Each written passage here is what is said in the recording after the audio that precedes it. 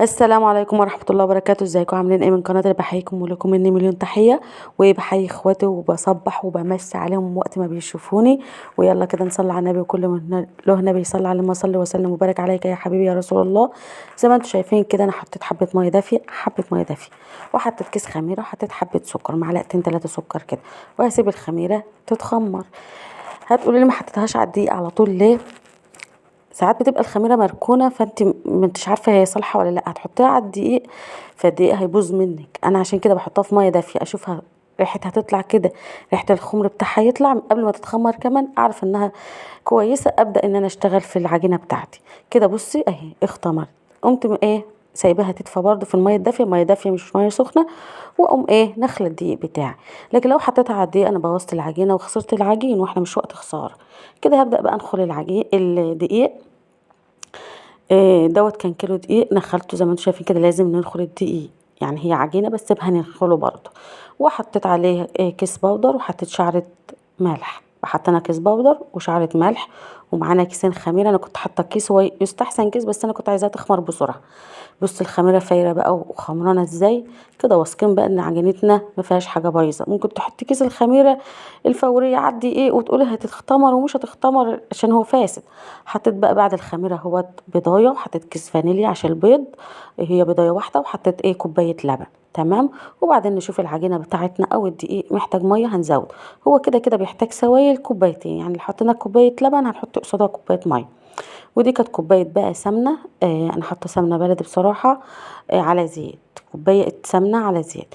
عايزه تعملي بزبده بس ماشي، بزيت نضيف ماشي، يعني كل ما حطيتي حاجه. بس هو يستحسن يا زبده يا سمنه. انا عملت الاتنين مع بعض، لان انا عامله بسمنه بلدي، فحطيت سمنه بلدي وزيت، هي كوبايه برضو. يبقى كوبايه لبن كوبايه سمنه. وبنزود الميه بقى، هنلاحظ ان احنا حاطين مع الخميره ميه، تبقى حريصه في الميه الاخير عشان العجينه ما تطرش منك بزياده. وبتبداي بقى تلمي العجينه بتاعتك زي ما انت شايفه كده. فبتلميها لحد ما تلم معاكي العجينه، وتسيبيها تتخمر معاكي.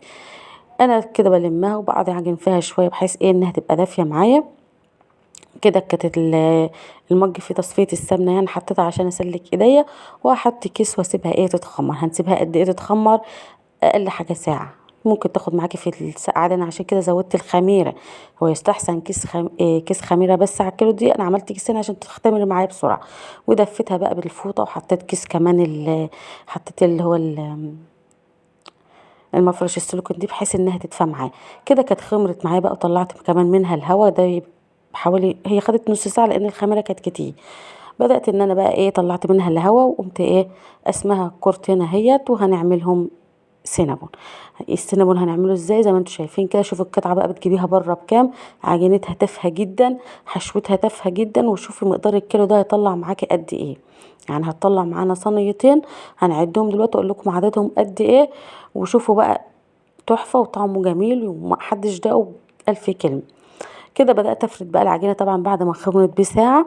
اللي في الطبق ده سكر بني وشعرة قرفة او معلقة قرفة، يا اما ما فيش سكر بني بتحطي سكر وبتحطي كاكاو، يعني مقدار سكر عليه مقدار كاكاو لحد ما يخليه بني. وبعدين تحطي القرفة اللي انت عايزاها. ممكن تقللي في القرفة لو لو حد ما بيحبش القرفة او بس هو القرفة موجودة معانا في وصفة السينما. يعني انت لو جبتيه من بره بيبقى فيه القرفة، يبقى سكر بني مع القرفة او سكر وكاكاو وقرفة. وبعدين حطيت بعد ما فردت العجينة بقى بفردها بشكل مستطيل او مربع. وبعدين حطيت الزبدة في النص، وبعدين رشيت السكر البني بتاعي. وبعدين بنقطعها بالشكل ده زي ما انتم شايفين كده. الاول بعد ما بنحط السكر بنرولها، بتلفيها رول كده، وبتقفليها كويس بالاحراف. وبعدين تعدليها وتبقى يعني عدلتها واحده زي ما انتم شايفين كده رول. وبعدين بنقطعها بالسكينه، انا بقطعها بالسكينه. وبعدين جبت الصينيه ودهنتها برده سمنه. وبعد كل حته كده طبعا السكينه بتبقى بطيتها شويه، بعدين بخليها مدوره كده. بسيبها برده بعد ما شوف صينيتين اهو من الكيلو.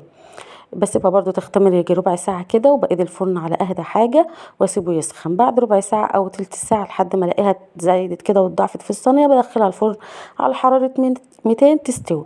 واحطها على الصاجة وبقيدها من فوق ومن تحت. وطبعا الفرن ببقى مسخناه من قبلها يجي ب10 دقايق او ربع ساعة.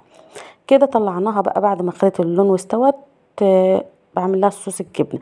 جبنه كريمي مع يعني كوبايه جبنه كريمي او وعليها كوبايه سكر، عليها كوبايه لبن ومعلقه زبده. تمام. مفيش جبنه كريمي بتحطي إيه 8 مكعبات او 8 جبنه المثلثات، عليها برضو كوبايه سكر، عليها كوبايه لبن ومعلقه زبده، وبضربهم في الخلاط زي ما انتوا شفتوا كده.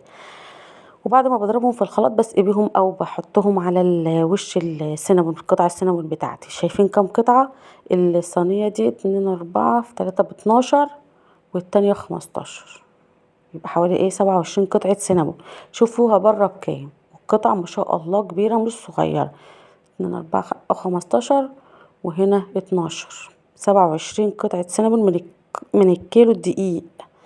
وحاجات عندك في البيت برضو، الجبنة والسكر وكوباية لبن ومعلقة زبدة من عندك من البيت.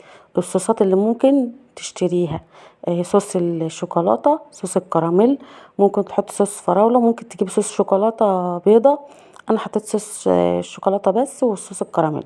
ممكن برضو ما تحطوش كل ده، تطلعي قطعة قطعة وتحطي عليها لو عايزه بالزيت. وممكن تحطي في الصينيه زي كده، وما تطلعي القطعه زي ما انا بعمل برضو بزودها، او اللي عايز يضيف بقى بيضيف براحته. كده بقى استاهل منك اللايك ولا ما استاهلش؟ يا رب يكون الفيديو عجبكم، ولو عجبكم كده ما تبخلوش عليا باللايك، ولو بتشوفوني لاول مره كده خشوا واشتركوا في القناه كده عشان وصفاتنا توصل لكم. بصوا شكل السينامون عامل ازاي، وهوريكم القطعه من جوه عامله ازاي وهقطعها لكم. بصي من جوه بقى الخمرانه، بصي ولما ملفوفة رول كده والخمر باين فيها اهوت. شوفي شكل القرفة والسكر من جوه، والرول عامل ازاي، شاربة من الصوص برضو الجبنة والصوصات اللي عليها طعمها تحفة، احسن من بره طبعا واوفر. وربنا كده يسعد في الايام دي. وما تبخلوش بقى عليا باللايك زي ما قلت لكم، واستودعكم بالله، والسلام عليكم ورحمة الله وبركاته.